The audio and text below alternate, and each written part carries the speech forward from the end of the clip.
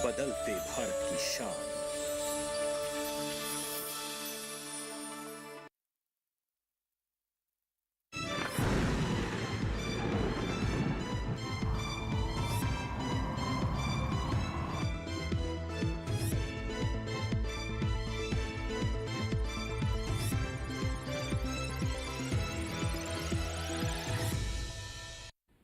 नमस्कार, आप देख रहे हैं दूरदर्शन किसान मौसम खबर में आप सभी का स्वागत है। मैं हूं आपके साथ ज्योत्सना। मौसम खबर में जानेंगे कहां होगी बरसात, कहां रहेगा मौसम साफ, कैसी रहेगी तापमान की स्थिति, साथ ही किसानों के लिए कृषि सलाह भी। शुरुआत करेंगे लेकिन आज की 5 बड़ी खबरों के साथ। आइए सबसे पहले जो है वो हम आपको यहां पर जानकारी दे देते हैं। गांगे पश्चिम बंगाल की यहां पर गर्म हवाओं को लेकर रेड अलर्ट जो है वो मौसम विभाग द्वारा जारी किया गया है। अब बात यह आती है ओडिशा की, तो यहां पर कुछ जगह चल सकती हैं बेहद गर्म हवाएं। और अब आइए आपको जानकारी देते हैं रायलसीमा की, तो यहां पर भी कहीं कहीं गर्म हवाएं चलने का अनुमान लगाया जा रहा है। ऐसी जानकारी मिली है मौसम विभाग द्वारा। जम्मू कश्मीर में कहीं कहीं हो सकती है भारी बरसात। और अब इसके बाद में जो हम आपको जानकारी देते हैं हिमाचल प्रदेश की, तो यहाँ पर कुछ इलाकों में गरज के साथ बौछारें भी जो है वो पड़ सकती हैं। और अब आपको जानकारी देते हैं हम गर्मी के अपडेट के बारे में। जी हाँ, मौसम विभाग द्वारा हमारे देश के कौन कौन से ऐसे इलाके हैं, कौन कौन से ऐसे शहर हैं जहां पर गर्म हवाओं का जो है वो प्रकोप है, जहां पर गर्म हवाएं यानी कि लू जो है वो चल सकती हैं, हीट वेव कंडीशंस जो है वो कहां पर रहेंगी। तो मौसम विभाग ने कौन कौन से ऐसे इलाके हैं जिनके लिए जानकारी दी है। सबसे पहले आपको हम बताएं बिहार, झारखंड, गांगे पश्चिम बंगाल और ओडिशा, यहाँ के लिए तो रेड अलर्ट जो है वो जारी किया गया है। तो यहाँ पर जो है वो गर्म हवाएं चल सकती हैं। इसके बाद अब बारी आती है भीतरी दक्षिण कर्नाटक और उत्तरी कर्नाटक के साथ साथ रायलसीमा की, तो यहाँ पर भी जो है रेड अलर्ट जो है आप देख सकते हैं। यहाँ पर ऑरेंज रंग हमें ये दर्शाता है कि यहाँ पर जो है भीषण गर्मी पड़ने के आसार हैं। अरुणाचल प्रदेश, पूर्वोत्तर भारत की अगर बात करें तो अरुणाचल प्रदेश, असम, मेघालय, नागालैंड, मणिपुर, मिजोरम, त्रिपुरा, यहाँ पर बरसात भी होगी और गरज के साथ जो है वो हवाएं भी चल सकती हैं। और इसके साथ ही जो है वो अब बारी आती है हमें मध्य प्रदेश के बारे में जानने की, तो यहाँ पर पूर्वी मध्य प्रदेश, विदर्भ, छत्तीसगढ़ के अंदर जो है यहाँ पर भी तेज गर्म हवाएं चलने के आसार हैं। और अब आइए आपको जानकारी देते हैं हम यहाँ पर मौसम पूर्वानुमान के बारे में। अगले 24 से 48 घंटों में कैसा रहने वाला है देश भर में मौसम का हाल। शुरुआत करेंगे हम यहाँ पर लेह लद्दाख, जम्मू कश्मीर से, तो यहाँ पर जो है अधिकतर जगह बरसात होने की संभावना है। हिमाचल प्रदेश में भी जो है वो अधिकतर जगह बरसात हो सकती है। उत्तराखंड में कई जगह वर्षा होने के आसार हैं। पंजाब, हरियाणा, चंडीगढ़, राजधानी दिल्ली के अंदर भी जो है वो कहीं कहीं बरसात के अनुमान जताए जा रहे हैं। पूर्वी पश्चिमी मध्य प्रदेश में फिलहाल के लिए जो है वो बरसात का कोई अनुमान नहीं है।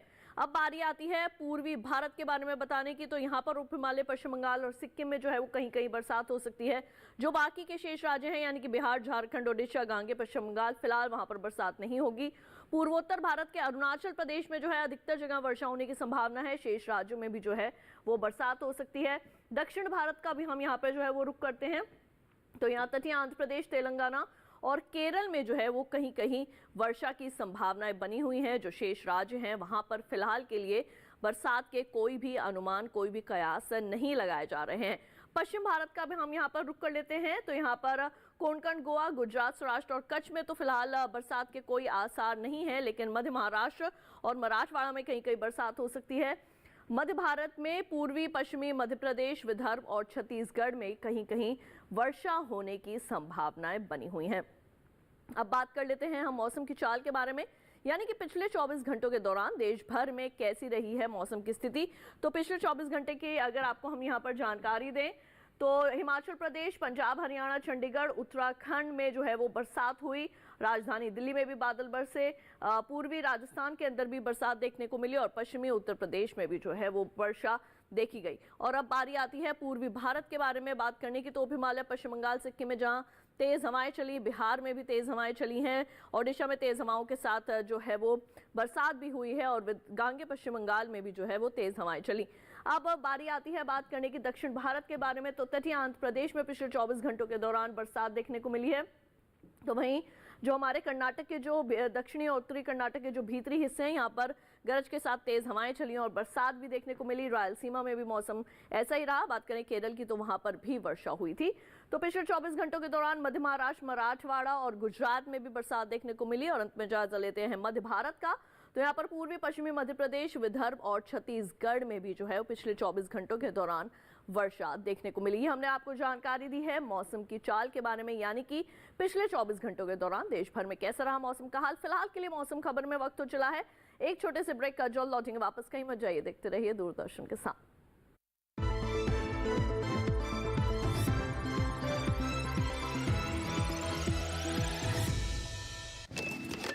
कब तक लंबी लाइनों में उम्र बिताइएगा? डिजिटल पेमेंट अपनाइए, चुटकी में हल पाइए। पुराने तरीके कब तक अपनाइएगा? डिजिटल पेमेंट बहुत आसान है, देखिए चुटकी में पेमेंट चुकाइए। बटुआ ढूंढ रहे हैं? डिजिटल पेमेंट अपनाइए, कभी भी कहीं भी और सुरक्षित। हमने तो इन्हें डिजिटल पेमेंट करना सिखा दिया। आपने? आरबीआई कहता है कि डिजिटल पेमेंट अपनाओ, औरों को भी सिखाओ।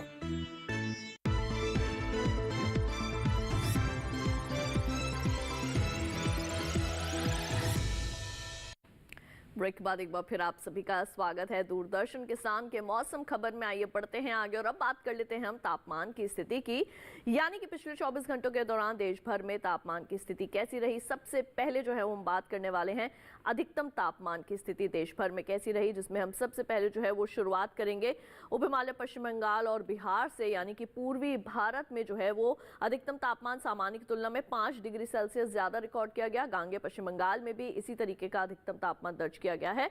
बात करें झारखंड की तो यहाँ पर भी अधिकतम तापमान में जो है वो 3 से 5 डिग्री तक की बढ़ोतरी देखने को मिली। इसके साथ साथ ओडिशा में भी अधिकतम तापमान में जो है 3 से 5 डिग्री की बढ़त हुई है सामान्य की तुलना में। पूर्वोत्तर भारत के नागालैंड और मणिपुर की अगर आपको जानकारी दे तो यहाँ पर भी अधिकतम तापमान जो है वो सामान्य की तुलना में 3 से लेकर 5 डिग्री सेल्सियस तक ज्यादा दर्ज किया गया है।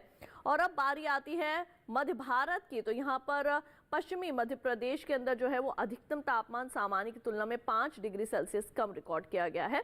और इसके साथ ही अगर आपको हम जानकारी दें गुजरात की, तो यहाँ पर भी अधिकतम तापमान में जो है वो 1.6 से लेके 3 डिग्री सेल्सियस तक की कमी देखने को मिली है। तो वहीं देश भर में सबसे ज्यादा तापमान रायलसीमा के नांदयाल में 44.6 डिग्री सेल्सियस रिकॉर्ड किया गया। अधिकतम तापमान के बाद अब बारी आती है आपको न्यूनतम तापमान के बारे में जानकारी देने की। तो मध्य महाराष्ट्र और कोंकण गोवा में जो है वो न्यूनतम तापमान सामान्य की तुलना में 5 डिग्री सेल्सियस ज्यादा रिकॉर्ड किया गया। और इसके बाद अब बारी आती है बिहार के बारे में आपको जानकारी देने की, तो यहाँ पर भी न्यूनतम तापमान में सामान्य की तुलना में 5 डिग्री ज्यादा जो है वो दर्ज किया गया है न्यूनतम तापमान। गांगे पश्चिम बंगाल में न्यूनतम तापमान सामान्य के मुकाबले 3 से लेकर 5 डिग्री सेल्सियस तक अधिक रिकॉर्ड किया गया। गुजरात की अगर बात करें तो यहाँ पर न्यूनतम तापमान सामान्य के मुकाबले 3 से 5 डिग्री सेल्सियस ज्यादा रहा और मराठवाड़ा में भी इसी तरीके का न्यूनतम तापमान देखने को मिला है। अब आइए बढ़ते हैं आगे और अब हम यहाँ पर रुक कर लेते हैं लेह लद्दाख जम्मू कश्मीर का। तो यहाँ पर जो है वो न्यूनतम तापमान सामान्य की तुलना में 1.6 से लेकर 3 डिग्री सेल्सियस कम रिकॉर्ड किया गया है। तो वहीं सबसे कम देश भर में न्यूनतम तापमान पंजाब के अमृतसर में 20 डिग्री सेल्सियस दर्ज किया गया। और इसके साथ ही आइए बढ़ते हैं आगे और अब रुक कर लेते हैं और जान लेते हैं देश भर के बाकी हिस्सों की तापमान की स्थिति का।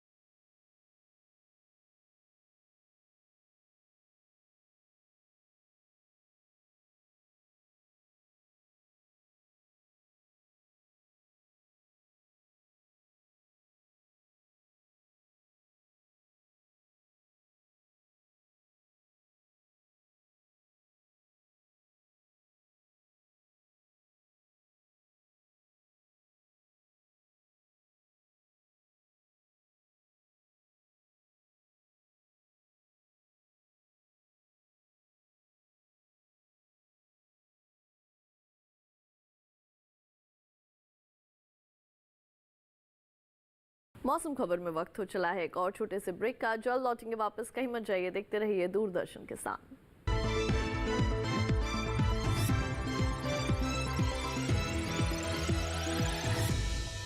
डीडी किसान ने कर ली है तैयारी। यहाँ मिलेगी पशुपालन की हर एक जानकारी। घर आंगन से लेकर व्यवसायिक फार्म तक, मुर्गी पालन से लेकर रेगिस्तान के जहाज तक, बीमारियों से पशुपालक बिल्कुल ना हो परेशान। विशेषज्ञ करेंगे आपकी समस्या का समाधान। देखिए अपना पशु चिकित्सक हर रविवार शाम 6:30 बजे दूरदर्शन किसान पर।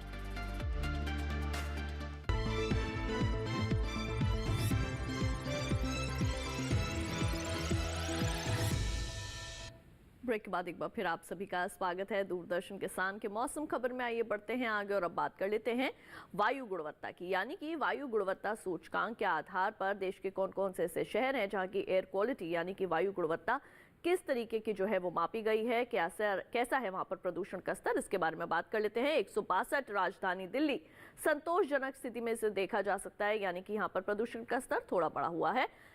81 है पुणे की, यहाँ पर जो है वो प्रदूषण का स्तर कम है और यहाँ की वायु जो है वो काफी अच्छी मानी जा रही है।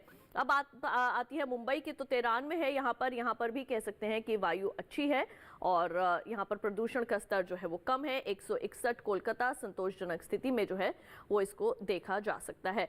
इसके साथ ही बढ़ते हैं आगे और अब बात कर लेते हैं हम लखनऊ की, तो यहाँ पर भी संतोषजनक स्थिति है। लखनऊ के अंदर 190 वायु गुणवत्ता सूचकांक के आधार पर यहाँ पर वायु की स्थिति जो है वो मापी गई है।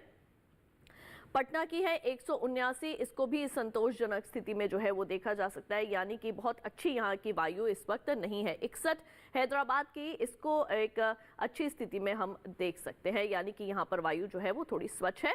अहमदाबाद की अगर बात करें तो 105 के साथ वायु गुणवत्ता सूचकांक के आधार पर यहाँ पर वायु की स्थिति जो है दर्ज की गई है, जो कि संतोषजनक है। अब बढ़ते हैं आगे और अब बात कर लेते हैं पर्यटन पूर्वानुमान की। देश में आप कहां कहां जा सकते हैं, वहां के मौसम और तापमान का हाल। लेह लद्दाख से शुरुआत करते हैं। रविवार से बुधवार तक यहाँ पर बादल छाए रहेंगे। अधिकतम तापमान 13, 12 और 11 डिग्री सेल्सियस देखा जा सकता है। न्यूनतम तापमान जैसा कि आप भी देख सकते हैं चारों ही दिन एक जैसे बने हुए हैं, 3 डिग्री सेल्सियस तक न्यूनतम तापमान यहाँ पर जा सकता है। ये हम आपको जानकारी दे रहे हैं पर्यटन पूर्वानुमान के बारे में। तो अगर आप लेह लद्दाख जाना चाहते हैं तो आगे आने वाले 4 दिन वहाँ पर मौसम किस तरीके का रहने वाला है, कैसा तापमान है, ये हमने आपको जानकारी दी। हिमाचल प्रदेश के कुल्लू की अगर बात करें तो रविवार और सोमवार को यहाँ पर बिजली की चमक के साथ जो है वो बरसात हो सकती है। मंगलवार और बुधवार को भी यहाँ पर बारिश होने की संभावना है। अधिकतम तापमान रविवार और सोमवार को 23 डिग्री सेल्सियस, उसके बाद 28 और 29 डिग्री सेल्सियस रिकॉर्ड किया जा सकता है। न्यूनतम तापमान 12 डिग्री सेल्सियस रविवार को, सोमवार और मंगलवार को 13 डिग्री सेल्सियस और बुधवार को 14 डिग्री सेल्सियस दर्ज किया जा सकता है। अब बात कर लेते हैं उत्तराखंड के हरिद्वार की, तो यहाँ पर रविवार को जो है वो गर्मी रह सकती है। सोमवार को थोड़े बादल छा सकते हैं। मंगलवार और बुधवार को एक बार फिर से मौसम जो है वो गर्म हो सकता है। अधिकतम तापमान 35, 36, 35 और 33 डिग्री सेल्सियस, न्यूनतम तापमान 24, 26, 24 और 21 डिग्री सेल्सियस तक रिकॉर्ड किया जा सकता है। और अब आइए बढ़ते हैं आगे और अब हम रुक कर लेते हैं हमारे अगले शहर की ओर, जो कि है राजस्थान का जोधपुर। यहाँ पर जैसे कि आप देख सकते हैं रविवार को थोड़े बादल छा सकते हैं। अधिकतम तापमान 38, न्यूनतम तापमान 24 डिग्री सेल्सियस। सोमवार से बुधवार तक यहाँ पर जो है वो गर्मी अच्छी खासी हो सकती है। अधिकतम तापमान 37 और 36 डिग्री सेल्सियस, न्यूनतम तापमान 24, 21 और 20 डिग्री सेल्सियस रिकॉर्ड किया जा सकता है। ये अभी हमने आपको राजस्थान के जोधपुर के बारे में जो है वो जानकारी दी है। तो अगर आप यहाँ का रुख कर रहे हैं तो आपने वहाँ के तापमान और की स्थिति जान ली है। सिक्किम के गैंगटॉक की अगर बात करें तो रविवार को यहाँ पर बादल छाएंगे, सोमवार को बरसात होगी, मंगलवार को एक बार फिर से बादल छा सकते हैं, बुधवार को एक बार फिर से जो है वो धूप खिल जाएगी। अधिकतम तापमान 24 और 25 के बीच में ही जो है वो रह सकते हैं। न्यूनतम तापमान जैसे कि आप देख रहे हैं तो वो भी 15 और 14 के आसपास ही जो है वो न्यूनतम तापमान भी बरकरार रहेंगे। अब बढ़ते हैं आगे। अब हम बात कर लेते हैं यहाँ पर अरुणाचल प्रदेश के तवांग की, तो यहाँ रविवार को बादल छा सकते हैं, लेकिन सोमवार से लेकर बुधवार तक यहाँ पर अच्छी खासी जो है वो बरसात आपको देखने को मिल सकती है। अधिकतम तापमान भी जैसे हम यहाँ पर देख पा रहे हैं 13 डिग्री सेल्सियस और सोमवार से लेकर बुधवार तक एक जैसे ही बने हुए हैं, यानी कि 15 डिग्री सेल्सियस। न्यूनतम तापमान 4 डिग्री सेल्सियस रविवार को और सोमवार से लेकर बुधवार तक न्यूनतम तापमान 3 डिग्री सेल्सियस रिकॉर्ड किया जा सकता है। गोवा के पणजी की बात करें, चारों ही दिन यहाँ पर मौसम जो है वो खुला रहेगा। यहाँ गर्मी भी हो सकती है। अधिकतम तापमान चारों ही दिन एक जैसे बने हुए हैं, यानी कि 34 डिग्री सेल्सियस। न्यूनतम तापमान भी चारों ही दिन एक जैसे बने हुए हैं, यानी कि 26 डिग्री सेल्सियस रिकॉर्ड किए जा सकते हैं न्यूनतम तापमान। ये अभी हमने आपको गोवा के पणजी के संदर्भ में जो है वो दी है जानकारियां पर्यटन पूर्वानुमान के अंतर्गत। केरल के कन्नूर की आइए हम यहाँ पर कर लेते हैं रुख। रविवार से लेकर बुधवार तक यहाँ पर जो मौसम है वो ये है कि बादल यहाँ पर छाए रह सकते हैं। अधिकतम तापमान चारों ही दिन, जैसे कि आप भी देख पा रहे हैं, 36 डिग्री सेल्सियस है और न्यूनतम तापमान भी चारों ही दिन बिना किसी फेरबदल के 25 डिग्री सेल्सियस तक पहुंच सकते हैं। यानी कि यहाँ पर मौसम थोड़ा आपको अच्छा मिल सकता है, लेकिन उमस जो है वो यहाँ रह सकती है। तमिलनाडु के ऊटी का आइए कर लेते हैं रुख। रविवार से लेकर मंगलवार तक यहाँ पर बादल छाएंगे।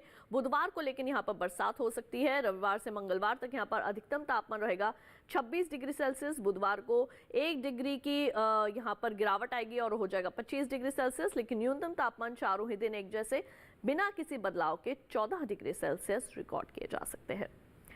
और अब आइए बढ़ते हैं आगे, बात कर लेते हैं खेती किसानी की। किसान भाइयों बहनों, जैसे कि हम जानते हैं कि इस वक्त गर्मी का प्रकोप जो है वो बढ़ता जा रहा है और गर्मियों का बहुत ज़्यादा असर हमारे किसानों की फसलों पर भी पड़ता है। तो ऐसे में पंजाब, हरियाणा और राजधानी के दिल्ली के किसानों को कौन कौन से कृषि कार्य करने की आवश्यकता है अपने खेतों में, आइए जानते हैं इस खास रिपोर्ट के अंदर।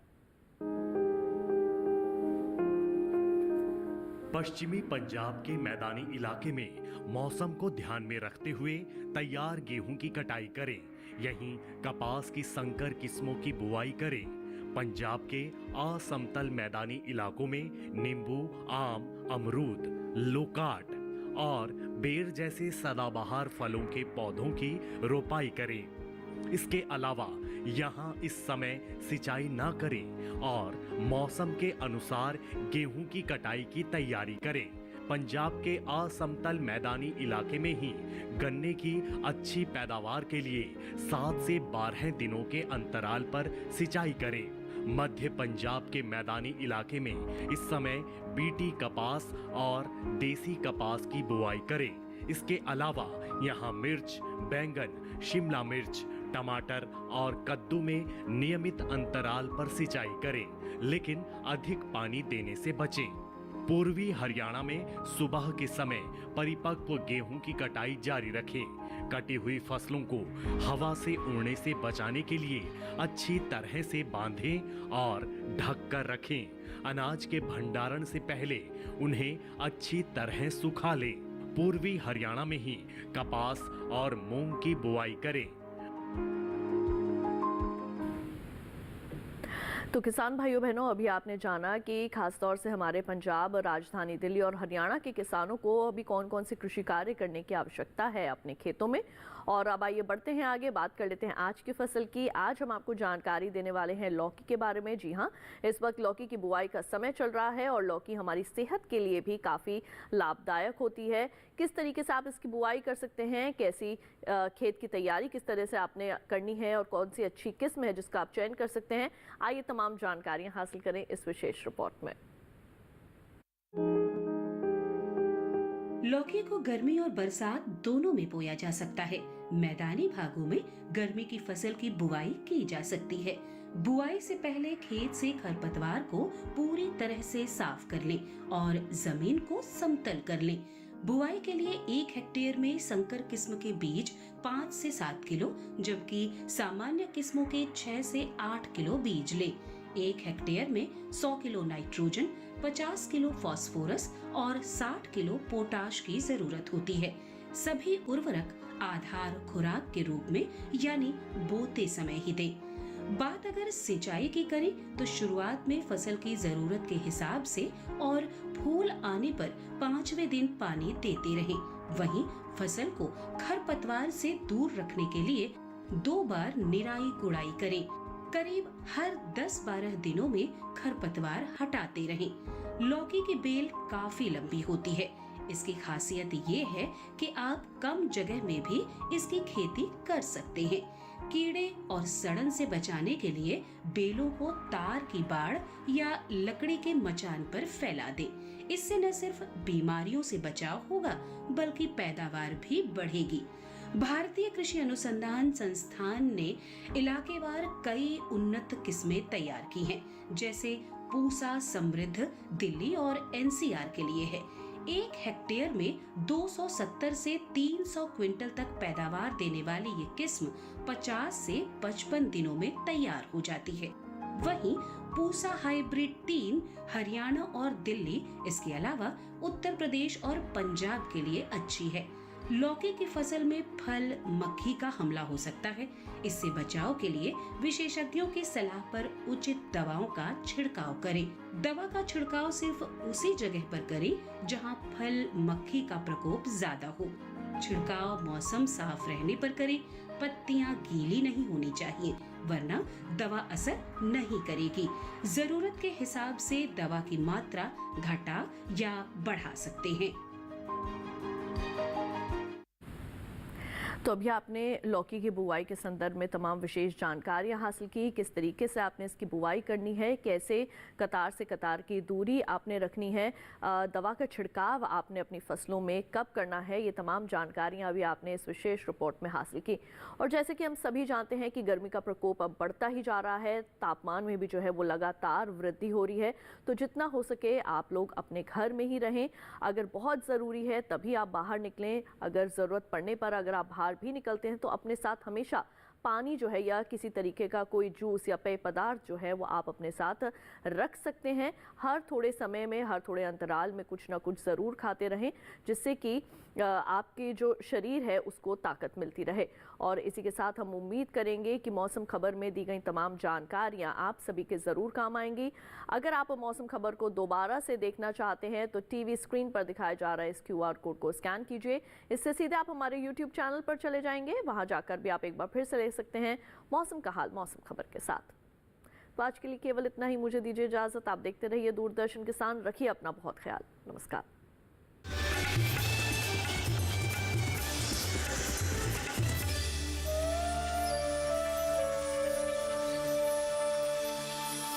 मैं हमेशा विशेष को ज्यादा लाड करता हूं क्योंकि वो बचपन से बहुत तेज है। मैंने आपका भरोसा खो दिया सर। तो ये बात है। हाँ सर। फिर आपकी मम्मी ने क्या कहा? हमारी अम्मी ने कहा, देख लल्ली, ऐसा गजब मत कीजियो, 12 की होने के पहले घर से ना भागियो। और आजकल के बच्चे अपनी मनमानी करते हैं और माँ बाप बेचारे भीगी बिल्ली बन जाते हैं उनके सामने। देखिए सौतेला प्रतिदिन दोपहर 12:30 बजे और रात 11 बजे सिर्फ डीडी नेशनल पर, देश का पहला चैनल, देश का अपना चैनल। ऐसा कब तक चलता रहेगा खुदीराम? रोकने के लिए हमें ही कुछ करना होगा प्रफुल्ल। लेकिन उसके बाद हमारा यहाँ से बच के निकलना मुश्किल होगा।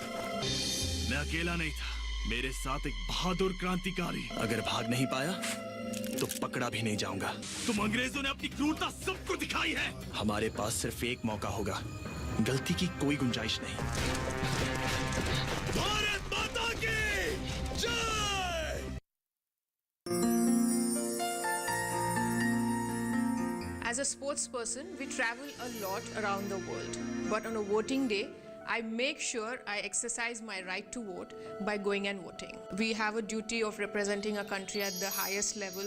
This also I've seen it in a very similar light, and when I got into the voting booth and was given a ballot, so there was this sense of responsibility that carefully I go through the options, and when I marked what I chose and submitted, I felt a lot of pride of accomplishing something that when you perform for your country at the international level, you feel good about it. And similar feeling I felt at that time after casting my vote for the first time. Indian women's cricket team and women cricketers for years have worked very hard to improve the profile of the sport, and today we are a force to reckon with. Similarly, I request especially the women voters to come out and exercise your right to vote. Don't miss this opportunity given by the Constitution to be part of the governance. Ensure your voices are heard and your opinions are represented. Vote for progress, a better tomorrow. Vote. Engage in the democratic process. It's a right. It's a privilege. It's a duty. 5 minutes. Every 5 years for our nation. It's doable, isn't it? Let's vote with pride. My vote, my voice.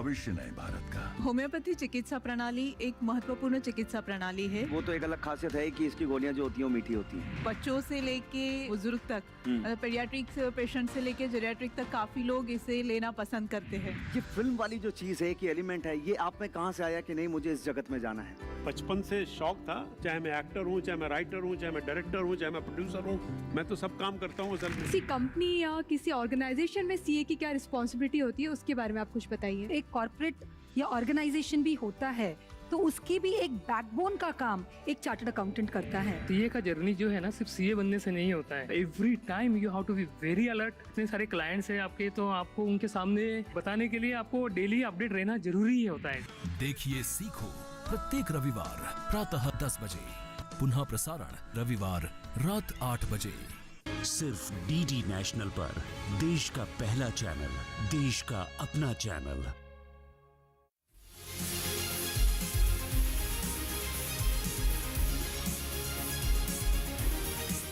धरती का सीना चीर दे,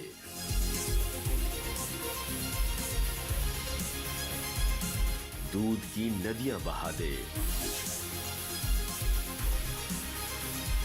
अन्न उगा दे, बिना थके बिना रुके, सर्दी गर्मी बरसात की परवाह किए बिना जो अडिग है, अटल है, वो किसान है।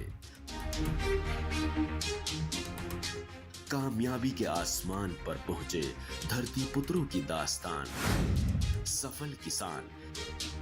कार्यक्रम सफल किसान सोमवार से शुक्रवार रात 8 बजे, सिर्फ दूरदर्शन किसान पर।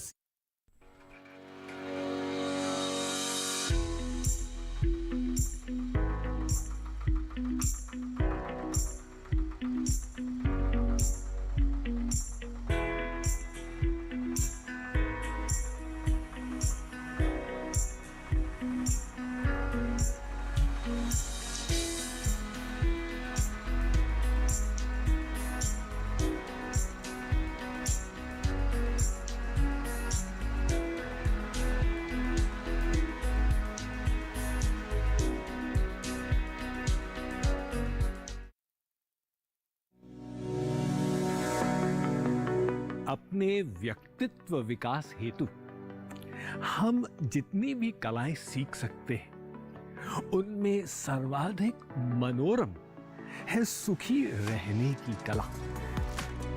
सुखी रहने के लिए हमें अपने विचारों को, अपने भावों को इस प्रकार से उपयोग में लाना है कि सदा आत्म सुख, आत्म तृप्ति, आत्म विकास के मार्ग पर आगे बढ़ते चले जाएं। अपने अंदर परिवर्तन लाने के लिए, सोचने की इस कला को सीखने के लिए एवं जीने की कला में संशोधन लाने हेतु। देखिए सोच बदलें, जीवन बदलें, प्रतिदिन प्रातः 6:30 बजे, सिर्फ डीडी नेशनल पर।